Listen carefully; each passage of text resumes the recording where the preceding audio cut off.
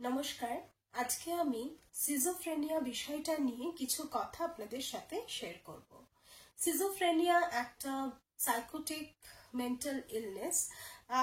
তো এই psychotic mental illness বিষয়টা কি, তার কি কি সিমটমস হয়, আর তার সাথে কেন হয়, আর তার থেকে কিভাবে মাচ বেটার ওয়েতে একজন ব্যক্তি তার লাইফটাকে লিড করতে পারে, সেই সমস্ত বিষয় নিয়েই আজকের আলোচনা।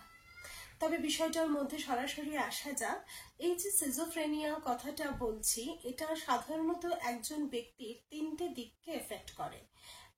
সেই তিনটে দিক হচ্ছে তার থট, তার ফিলিং, তার বিহেভিয়ার। মানে সে যে ধরনের চিন্তা ভাবনা করছে বা যে ধরনের সে ফিল করছে আর যে ধরনের সে বিহেভ করছে, তিনটের মধ্যে কিন্তু একটা অসংলগ্ন বিষয় আমরা কিন্তু লক্ষ্য করতে পারি। এই যে বললাম এবারে যে সাইকোটিক ইলনেস, সাইকোটিক কথাটা সাধারণত আমরা ব্যবহার করি যদি কারোর মধ্যে হ্যালুসিনেশন, ইলিউশন, ডিলিউশন বিষয়গুলো লক্ষ্য করি। সিজোফ্রেনিয়ায় আক্রান্ত ব্যক্তিদের মধ্যে কিন্তু এই সাইকোটিক ফিচারগুলো লক্ষ্য করা যায়, অর্থাৎ তাদের মধ্যে কিছু ডিলিউশনাল বিলিফ লক্ষ্য করা যায়। আচ্ছা, এই যে ডিলিউশনাল বিলিফ বলছি, সেই বিষয়টা কি?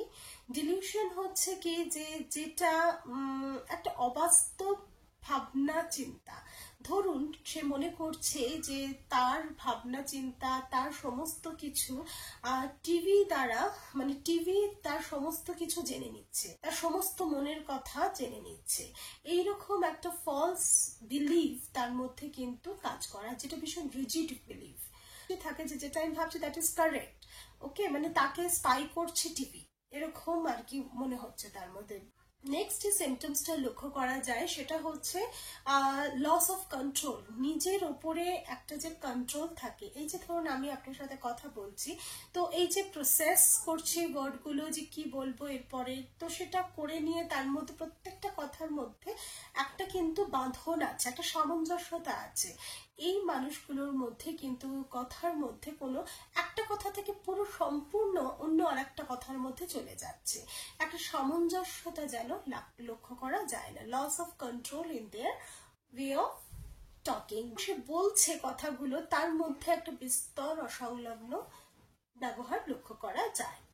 নেক্সট যেটা বলবো, আরেকটা symptoms which is very evident symptom, সেটা হচ্ছে হ্যালুসিনেশন। হ্যালুসিনেশন কিন্তু অডিটরি হ্যালুসিনেশন আর ভিজুয়াল হ্যালুসিনেশন দুটোই হতে পারে। What is auditory hallucination? মানে যেটা নেই সেটাকে শুনতে পাচ্ছে, মনে হচ্ছে যেন কেউ কথা বলছে তার সাথে।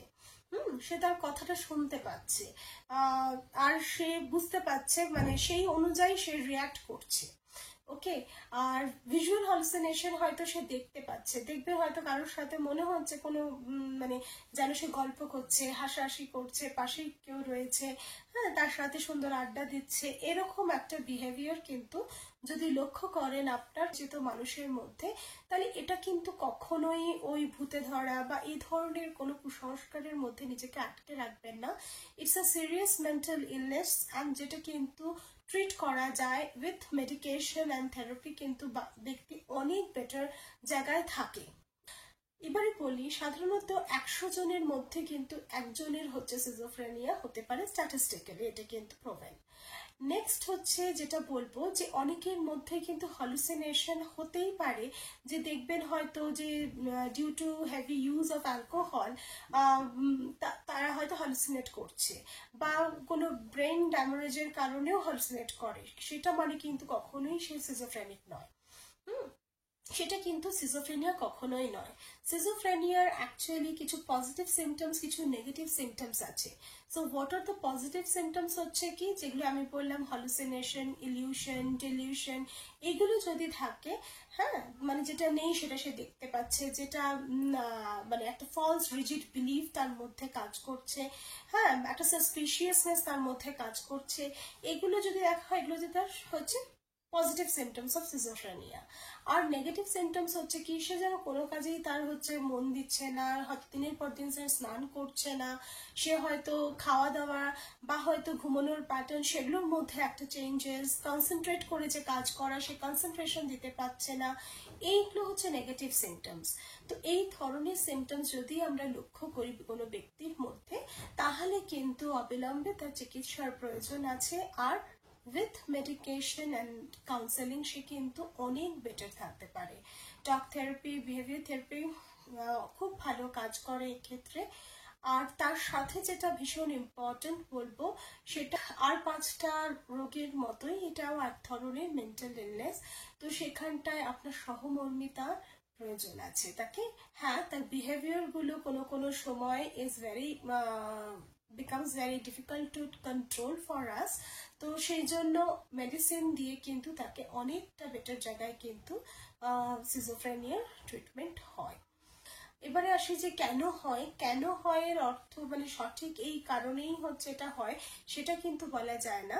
কিন্তু genetic and environmental both the factors are very much important. দুটোই কিন্তু মানে ভীষণভাবে প্রভাব বিস্তার করে সিজোফ্রেনিয়ার ক্ষেত্রে।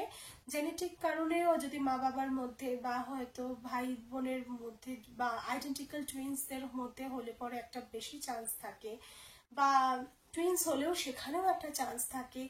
হ্যাঁ, তো সেটা একটা জেনেটিক কারণে হতে পারে। আর এনভায়রনমেন্টাল কজ যদি কোনো ট্রমার মধ্যে দিয়ে বা ছোটবেলায় যায় বা কোনো ভাবে অ্যাবিউজড হয়ে থাকে, সেখান থেকেও কিন্তু সিজোফ্রেনিয়া হবার সম্ভাবনা আছে। তবে একটা কথা বলি যে সাধারণত 12-13 বছর থেকেই কিন্তু এই সিমটমস গুলো একটু একটু করে লক্ষ্য করা যায়। আর 30 বছরের পর থেকে সাধারণত আমরা কিন্তু সিজোফ্রেনিয়া মানে হচ্ছে নতুন করে সেটা সাধারণত হয়ে থাকে না। ওকে।